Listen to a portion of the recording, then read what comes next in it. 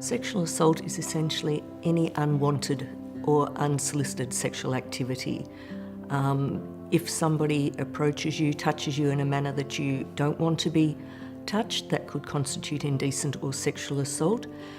Any, say, coercion towards sexual activity, whether that be physical, financial, emotional, again means you're not giving free consent or permission for the activity to occur, so that could also be sexual assault.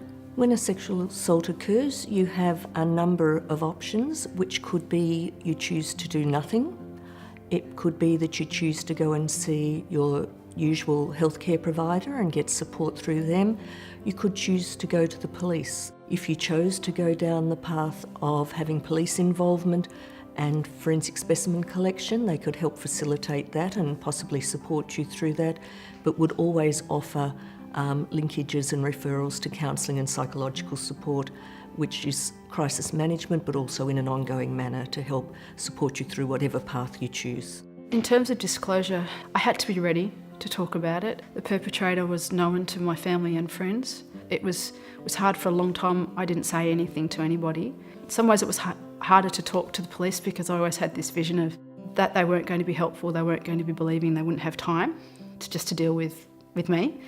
But they were really good. Initially, as I went to the local police station, they were helpful. They gave me the number for the police soccer unit, and that is the police that deal with sexual assault. They had a lot of experience and understanding. I rang the soccer unit. I spoke to a lovely lady. I could make the statement and nothing could go further if that's what I wanted. They gave me ample opportunity to decide what I wanted to do with my statement. The process of reporting a sexual assault to police is that you would make contact with the police, whether that's by yourself turning up to a police station or through a phone call.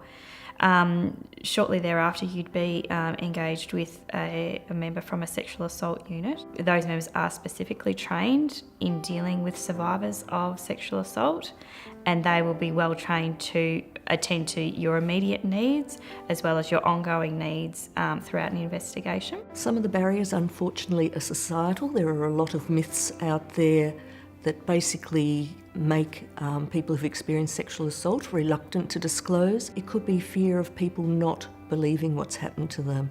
And I guess in some ways one of the most common things is that sexual assault occurs by an unknown person. More often than not is someone that you know and is close to you.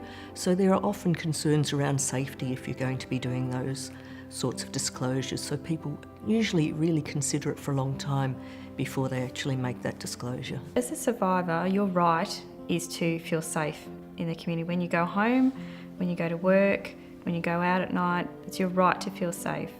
And part of that feeling safe may be that you need to tell your story either to the police or to a counsellor or to, a friend. Because sexual assault is an act of violence and it's usually very disempowering for the person who experiences it.